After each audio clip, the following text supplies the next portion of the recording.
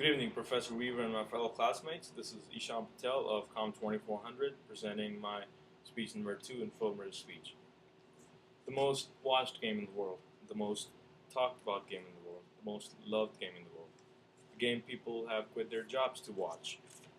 I'm referring to the most beautiful game in the world, football, or we like to call here soccer.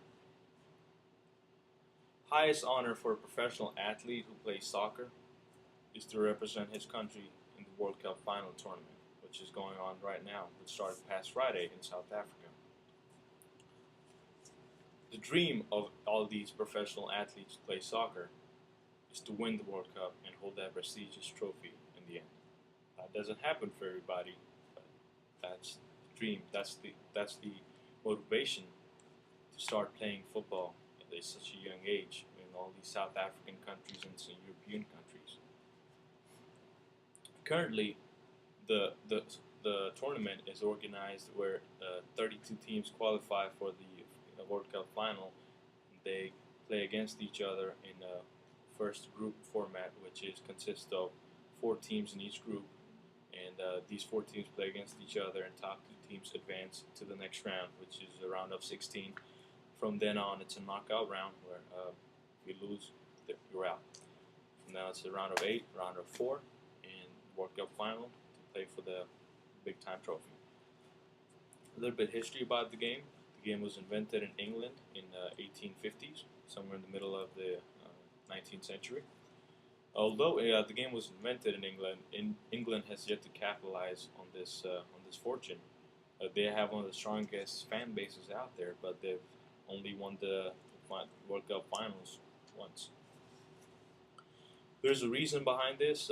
It's a very popular theory that England has one of the most popular private leagues out there called English Premier League, which all the England national teams starting members play in it, and they are spread out throughout the league.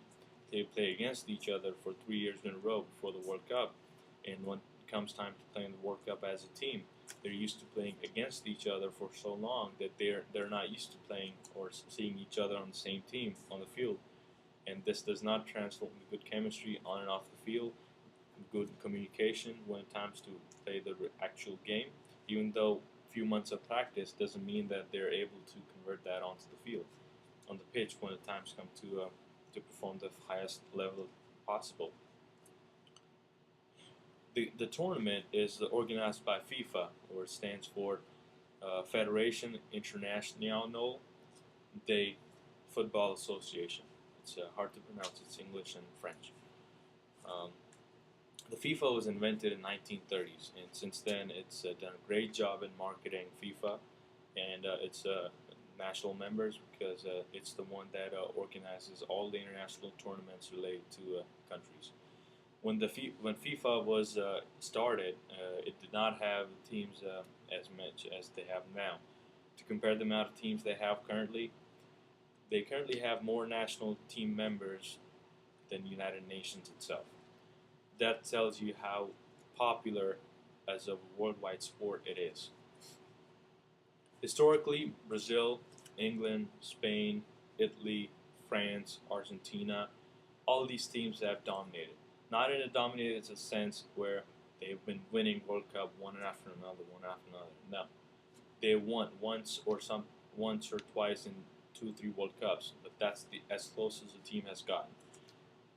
As dominated, I mean that they've gotten into quarterfinal round or semifinal round or maybe into the finals a couple of times in a row. That's as close as a team as can get to dominating the World Cup, due to how important and how famous it is. Every team in the world puts its 110% effort into it, and they make sure that they're the one advancing, not the team next to them. Surprisingly, England is not doing good. On the contrary, Spain is doing extremely good. The reason behind it, more than half of Spain's starting squad plays for a single team, Barcelona FC, or it's Barcelona Football Club. More than half of its squad has been playing with each other for past 4 to 5 years, playing with each other on the club team at a domestic level and playing with the same group of guys on the international level transforms into great amount of chemistry.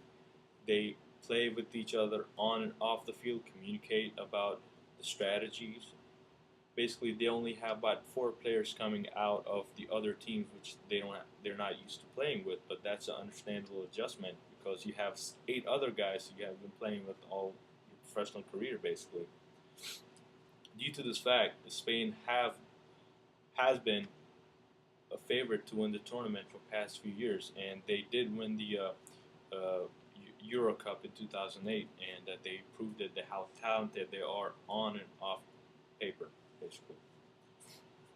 To put the popularity of the sport in perspective to other important international events, uh, President Obama's inauguration speech and the ceremony was broadcasted online, and at the time there were 8.2 million viewers per minute.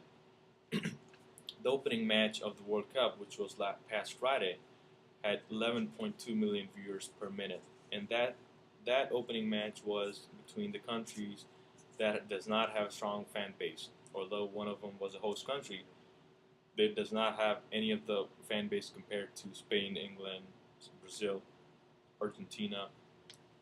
Experts are predicting that when time comes to these big powerhouses playing against each other in the later rounds, numbers are expected to double, even triple for only online versions. TV popularity is beyond comparable. It's not even recordable what the number is. Due to this fact, my point is already being made. The game is so popular that there are over 3 billion viewers and sports fans for the World Cup. It is unimaginably popular, although it's not as popular on the western part of the world because we have too many sports out already. But still, it is the most beautiful game in the world, and it is simply known as the beautiful game. And I agree, and so do a couple billion people with me. Thank you for your time and appreciation. Have a good night.